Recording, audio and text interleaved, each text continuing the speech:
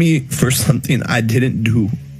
Jake has been discovered utilizing steroids. The worst part is this. Known for his integrity, Mike Tyson was naturally not going to let this slip as soon as he learned Jake was juicing. He called the whole fight off without any delay. This may be at right hand, so Jake Paul tested positive for not just one but multiple banned substances in his post-fight drug test. The two substances that came back in his report: ostarine and 19-norandrosterone. Now for those unfamiliar, ostarine is a type of SARM that helps athletes pack on muscle and increase strength. Essentially it gives them a performance boost that's completely unfair in any sport, but especially in boxing where strength and stamina can make or break a fighter. And 19-norandrosterone, that's a metabolite of nandrolone, an anabolic steroid infamous for enhancing endurance, speeding up recovery and building even more muscle. So basically Jake was juicing up with substances that made him hit harder, recover faster, and dominate in ways he never could have done. Now naturally this wasn't a simple case of oops, I took a contaminated supplement. The amount of these substances in Jake's system was way too high for that excuse. This was intentional, calculated cheating.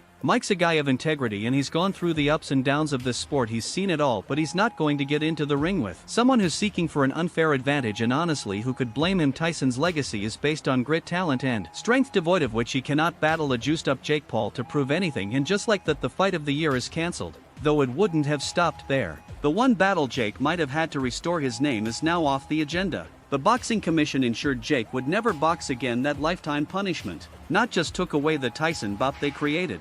It's the last nail in the coffin for Jake Paul's boxing career. There's no appeal, no second chance. He's done, and there's no going back from this now. Let's rewind a little. Jake's rise in the boxing world has been nothing short of controversial. From his YouTube days to his transition into boxing, Jake has always been a polarizing figure. He's the guy everyone loves to hate, and yet he always managed to stay in the spotlight. But this is different. Testing positive for ostarine and 19-norandrosterone isn't just another headline-grabbing controversy, it's career-ending. This is the kind of cheating that gets you blacklisted, not just from boxing but from any kind of legitimacy in sports. And it's not like this is Jake's first time stirring up drama. His whole career has been one long series of controversies, trash talk, battle with other fighters, and let's not forget the constant social media antics. But this time the scandal is too large to sweep under the rug. The boxing community has turned its back on Jake Paul, and rightfully so. Let's be serious for a second. Jake Paul's overnight transformation from YouTuber to heavyweight boxer has always raised some serious average in the fight world. I mean, who even makes a jump that big, packs on that much muscle, and starts bagging knockout wins left and right without something fishy going on behind the scenes? You don't just wake up one day, leave behind your YouTube pranks and challenges, and suddenly start knocking out legit fighters like it's no big deal. It takes years of hard work, discipline, and natural muscle gain. But Jake, now that kind of transformation doesn't happen naturally. Let's not pretend like we didn't all notice how quickly he bulked. Music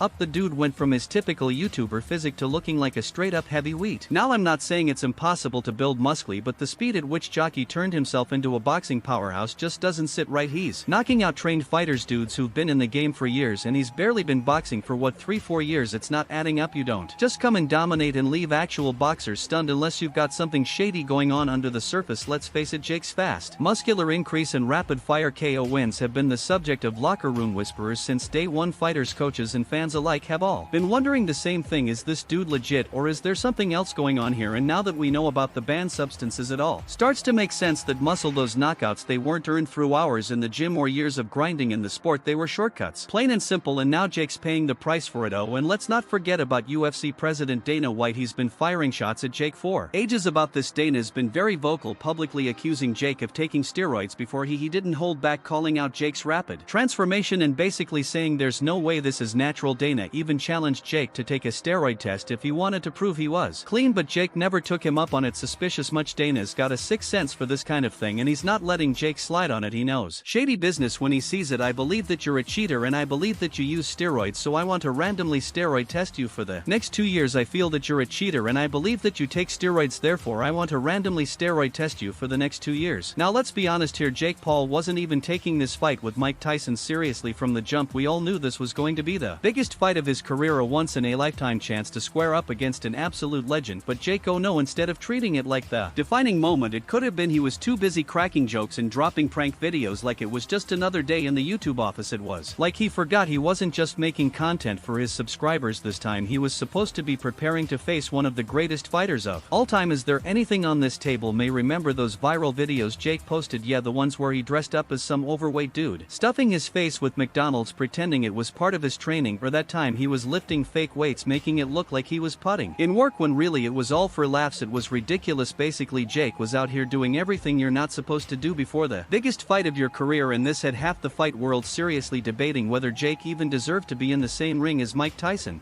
I mean, come on, picture having the opportunity to put on gloves and go toe-to-toe with a legend like Mike Tyson, and instead of concentrating on training you waste it by cracking jokes to drum up hype for some cheap pay-per-view numbers. That's not just unprofessional, that's straight up disrespectful to the sport, to Mike, and honestly to the fans, so I guess we'll have to wait and watch how everything plays out. Anyway, that's all I got for you today. What are your thoughts on this new scandal? Complete the comment box with your ideas and I'll see you in the future video. Until then, peace out.